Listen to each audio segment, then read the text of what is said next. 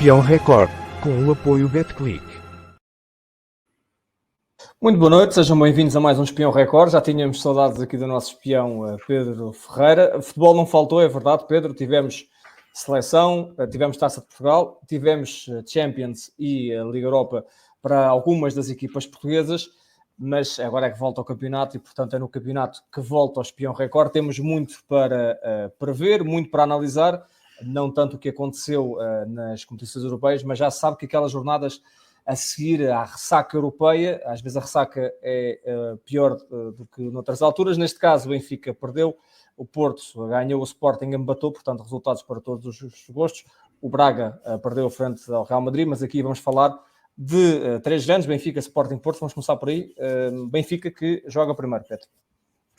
Olá, David. Sim, de facto, parece que já foi há muito tempo, embora o futebol não pare, nem para nós, nem para vocês.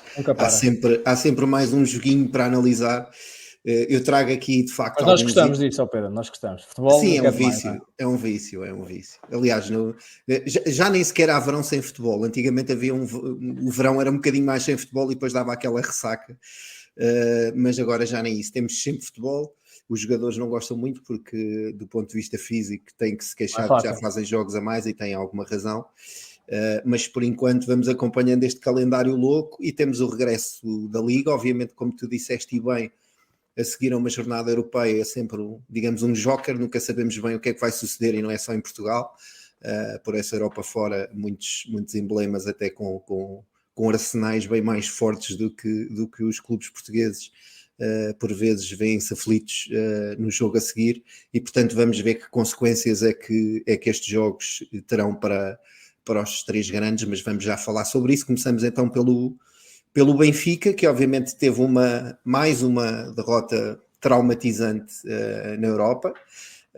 Agora já não há grandes dúvidas que o Benfica está a fazer uma má campanha na Champions. Aliás, o Benfica é neste momento a terceira equipa que permitiu mais golos esperados na Champions. À sua frente tem apenas o Estrela Vermelha e o Young Boys, e logo a seguir ao Benfica surge o Manchester United. Portanto, companhias pouco desejáveis do ponto de vista do momento, ou pela dimensão dos clubes, que não são comparáveis ao Benfica, ou pelo mau momento no caso do Manchester United, e portanto isto é um péssimo indicador, sobretudo para um Benfica que, tendo algumas alterações, tem o mesmo treinador e o ano passado protagonizou uma campanha europeia muito feliz, digamos assim.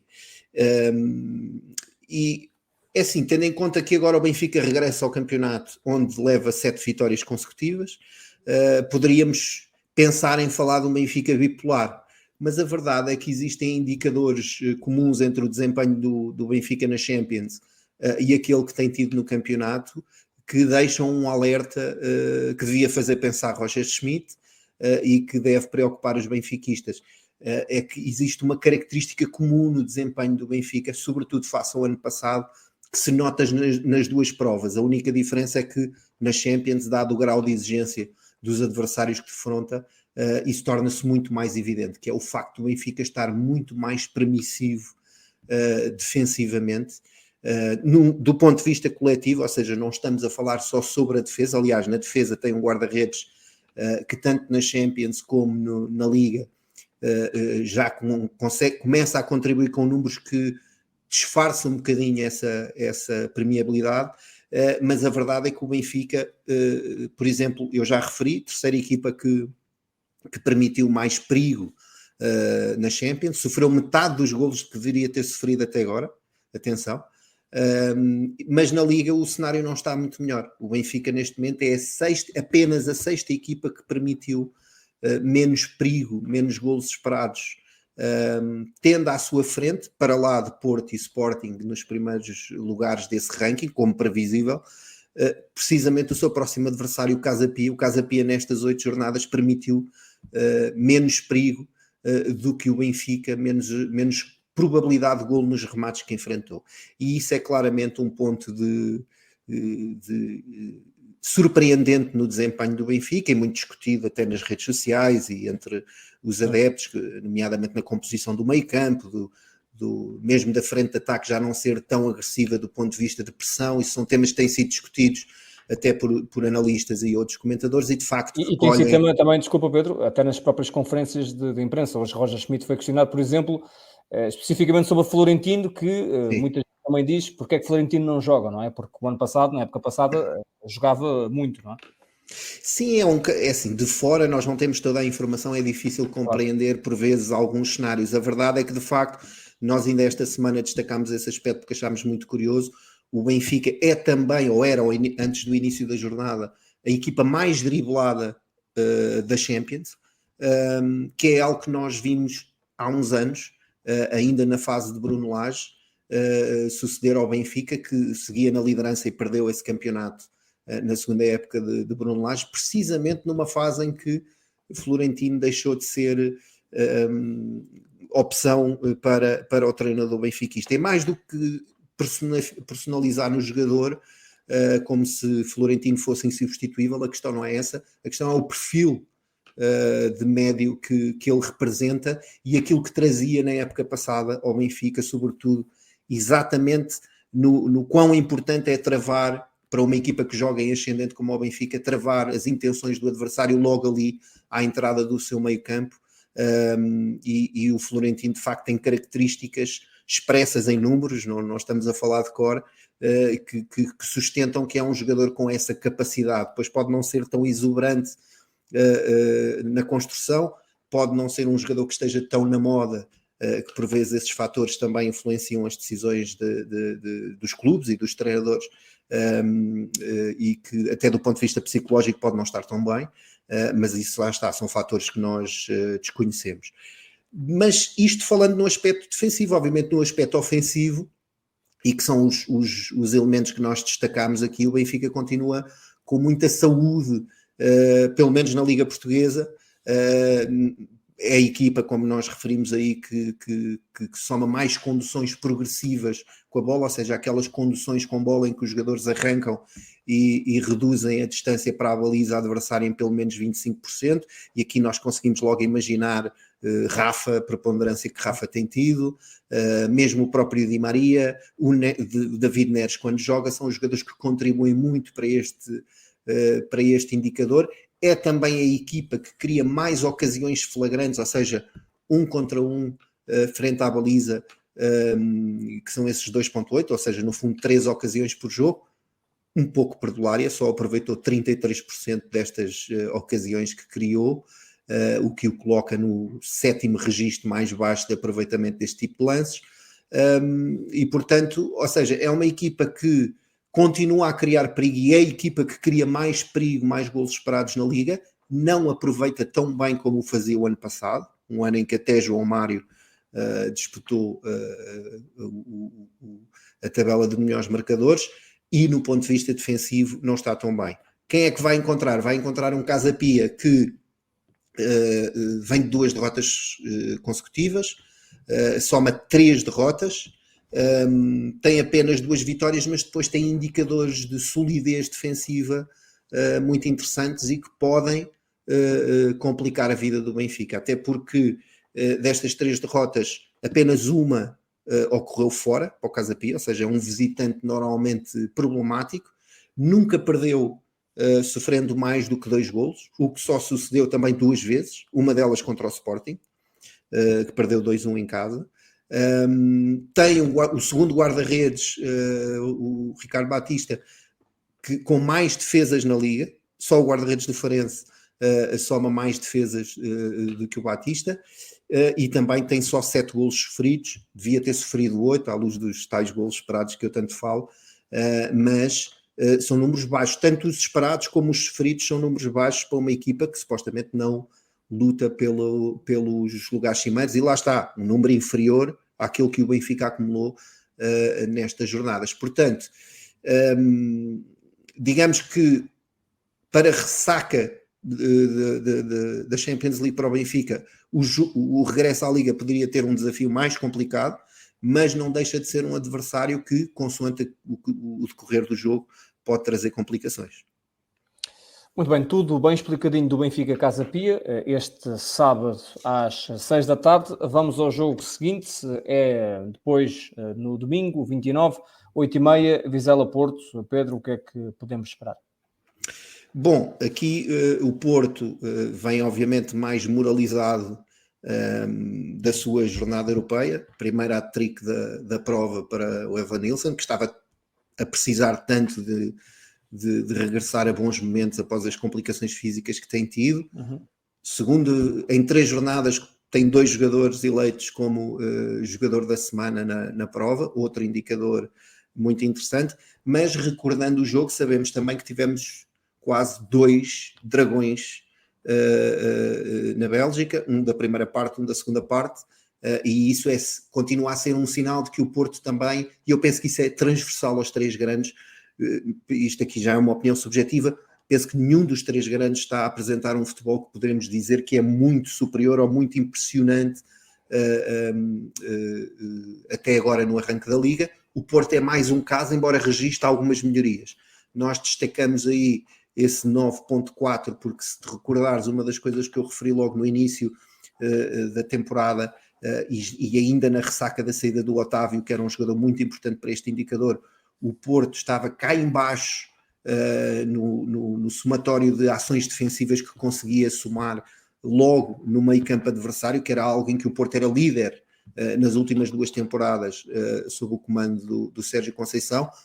Começa a recuperar um pouco esse indicador, talvez também pela adaptação e pelo melhor desempenho do meio campo portista com os reforços, mas ainda não está no topo, digamos assim, do que pode atingir, e este é um indicador no qual o Porto de Sérgio Conceição normalmente se destaca e que consolida muito o seu desempenho.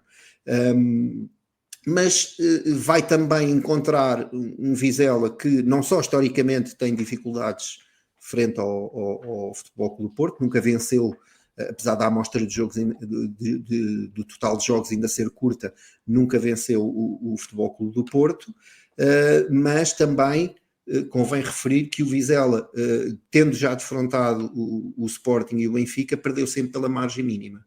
Se nos recordarmos, logo na primeira jornada provocou um grande susto em Alvalade, e depois mesmo com o Benfica perdeu por 2-1, portanto é um elenco com capacidade, aliás, como tem sido desde que regressou à Primeira Liga, de apresentar um bom futebol e complicar a vida, sobretudo a quem o visita.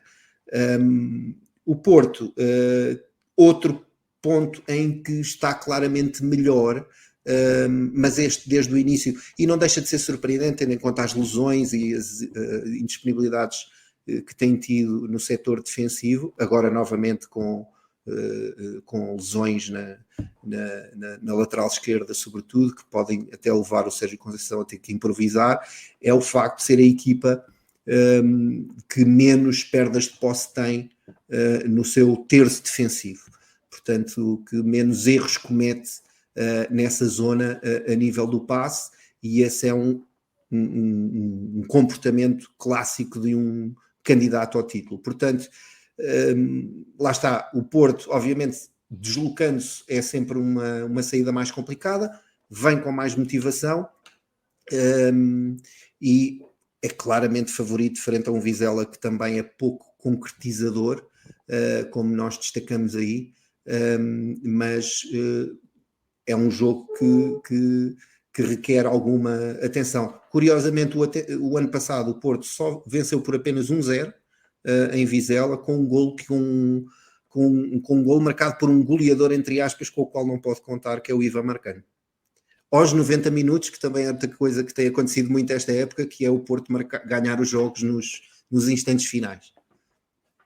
Sim, com o Marcano, que marcou vários golos decisivos, agora está lesionado. Terá que ser outro a resolver para o Porto neste jogo complicado frente ao Vizela, em casa do Vizela. Pedro, só falta ver o Boa Vista Sporting, joga-se depois na segunda-feira, dia 30, 8:15, até porque o Sporting jogou na quinta-feira, portanto joga também no campeonato mais tarde. E o que é que vamos falar deste jogo, deste Boa Vista, que não é um Boa Vistão de outros tempos, mas também é um Boa Vista com argumentos e a fazer uma época positiva? Sim, o Boa Vista para já tem uma estatística histórica que provavelmente muitos sportinguistas não têm noção, é que o Bessa é uma das deslocações mais difíceis para o Sporting.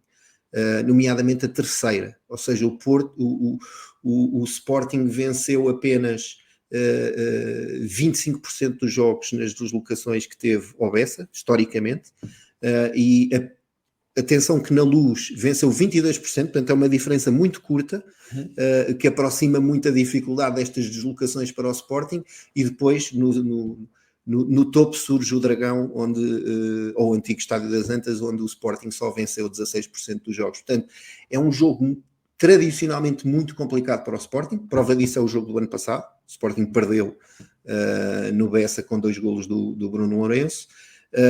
Vai encontrar um Boa Vista, obviamente, que pode não estar com aquela vitamina das primeiras 5 jornadas, mas continua, obviamente, com capacidade para complicar e muito a vida de um Sporting que também teve que se aplicar a fundo ontem, face ao inesperado que foi o decorrer do jogo desde cedo. Portanto, muita curiosidade para perceber como é que o Ruben Amorim vai gerir as suas escolhas em virtude daquilo que sucedeu no jogo de ontem, e tendo também em conta que a equipa acabou por deixar fugir a vitória na fase final da partida, o que também psicologicamente é diferente do que se o Sporting tivesse regressado da Polónia com uma vitória. Eu sobre o jogo de ontem queria só dar uma curiosidade que pode ser apenas estatística, mas não deixa de ser interessante perceber, que é que ontem assistimos quase a 2 jogos muito vincados, um jogo até aos 60 minutos, mais ou menos, em que o Sporting parecia até não estar com um jogador a menos, anulou completamente os polacos, que até então só tinham feito 6 remates à baliza de Frank Israel, e depois, a partir do minuto 60, os polacos fizeram 12 remates, e tendo inclusive chegado ao golo do empate e ameaçado até a reviravolta. O que é que aconteceu aqui por volta dos 60 minutos? Lá está, pode ser só uma curiosidade, mas foi o momento em que Ruben Amorim fez 2 substituições na partida, e isso também tem sido um tema discutido, se deviam ter entrado aqueles jogadores que entraram, se devia ter entrado outros que entraram mais tarde, nomeadamente o Daniel Bragança e o Nuno Santos entraram já em cima do minuto 90, mas a verdade é que o Sporting deixou fugir uma vitória que parecia completamente controlada, inclusive num erro tático coletivo, num lance de bola parada, e portanto veremos as consequências que isso pode ter até do ponto de vista anímico para o Sporting numa deslocação, lá está, muito difícil. O Boa Vista é a equipa mais eficaz a converter os remates que faz, são a terceira equipa que faz menos remates na Liga, mas tem a melhor taxa de aproveitamento, quase 20%, o que é um número excepcional. Poucos, mas bons, não é? Exatamente. Obviamente oferece aqui também um indicador promissor para o Sporting, que é o facto de ser também um pouco permeável do ponto de vista defensivo. É também a segunda equipa a terceira, aliás, que permite mais remates dentro da sua área, 10, quase tantos como aqueles que faz no total em média. E, portanto, isto para o Sporting, e um Sporting que gosta de chegar até à área para marcar os seus golos, pode ser a chave para o Sporting enfrentar estas dificuldades. Um Sporting que tem estado bem, até do ponto de vista ofensivo. Nós destacamos aí em baixo que é a equipa da Liga que tem mais remates enquadrados, em média 7 a cada jogo. O lado positivo é que, obviamente, o sueco Gyökeres há de estar o mais fresco possível para este jogo, mesmo que não fosse esse o desejo, não é?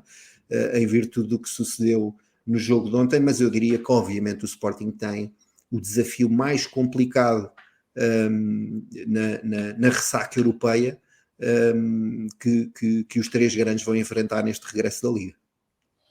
Muito bem, está tudo dito sobre este regresso da Liga. O espião já disse tudo o que tinha a dizer sobre o que há para saber antes dos jogos. Depois, Pedro, a GoalPoint está também presente no Record depois de cada jogo, do Benfica, Sporting e Futebol Clube do Porto, e depois, na próxima semana, com aquela análise geral à jornada, e, portanto, motivos de interesse não faltam para quem nos segue continuar a seguir este espião Record. Quanto a ti, Pedro, obrigado, e voltamos a ver-nos na próxima semana, antes de mais uma jornada do campeonato. Obrigado e até uma próxima.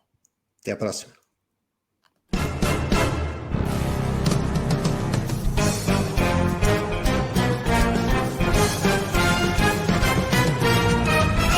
Espião Record, com o apoio BetClick.